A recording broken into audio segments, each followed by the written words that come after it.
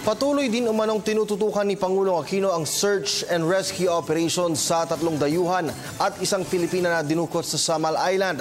Ayon po sa Pangulo, ipinag-utos na niya ang pagsasagawa ng hot pursuit operations na nasa likod ng pagdukot. Muli naman pong iginiit ng punong ehekutibo ang mahigpit nitong kautusan na sugpuin ang grupong Abu Sayyaf. Lalo pat nalalapit na ang pagdaraos ng APEC Summit sa bansa.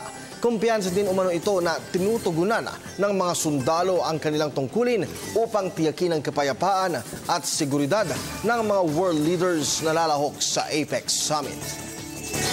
Well, number one, hindi ko nakalain direct. Sila na kagad nagsabi sa nag-report na itong incident ito. Binigay lahat ng mga detalye tahan lang. Ongoing operations. No? Siyempre, isa sa mga tinanong ko kahapon, kailan ba huli nagkaroon ng insidente sa Samal? Ang turo na sa akin, panahon raw nung Commander Global 2001. And as usual, hindi ko pwedeng sabihin sa inyo yung ongoing operations in details. No? Baka naman malapit ang ating mga tuboy, baka malapit tayong mga tuboy kung nasan sila. Pagbibigyan ko na ng mga clue, yung mga kumit up sa kanila, baka biglang lumipat ang pwesto.